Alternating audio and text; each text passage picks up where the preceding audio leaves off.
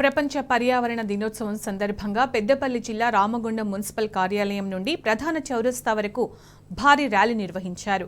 ఈ ర్యాలీని Ramagundam municipal commissioner Srikanth జెండా ఊపి ప్రారంభించారు. పర్యావరణ పరిరక్షణలో భాగంగా నేల పునరుద్ధరణకు మొక్కలను పెంచడంతో పాటు నీటిని సంరక్షించుకోవాలని మున్సిపల్ కమిషనర్ సూచించారు.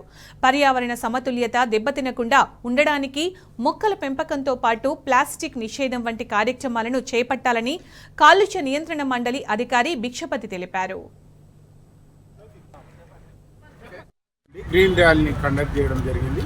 ముఖ్య అతిథిగా మున్సిపల్ కమిషనర్ గారిని పిలవడం జరిగింది. ఈ సంవత్సరము థీమ్ ఏంటంటే నేల పునరుద్ధరణ, ఎడారీకరణ జరగకుండా ఉండడం, కరువు నివారించడం, చెట్లను పెంచడం, పంచాయతీ చెట్లను పెంచడం, అడవులను నరకకుండా చూడడం, నీటిని పొదుపు చేయడము, ప్లాస్టిక్ నిషేధించడం ఈ సందర్భంగా చేయడం జరుగుతుంది.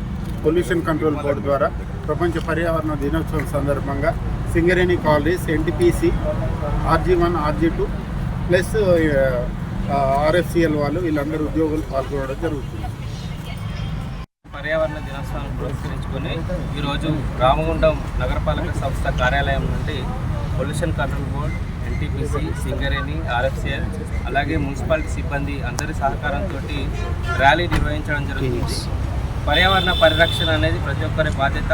మరి మనం చూస్తూ ఉన్నాం, తీవ్రమైన ఎండలు ఉన్నాయి, లేకపోతే వర్షాలు కూడా అయితే అతివృష్టి లేకపోతే అనావృష్టి ఈ విధంగా జరుగుతుంది.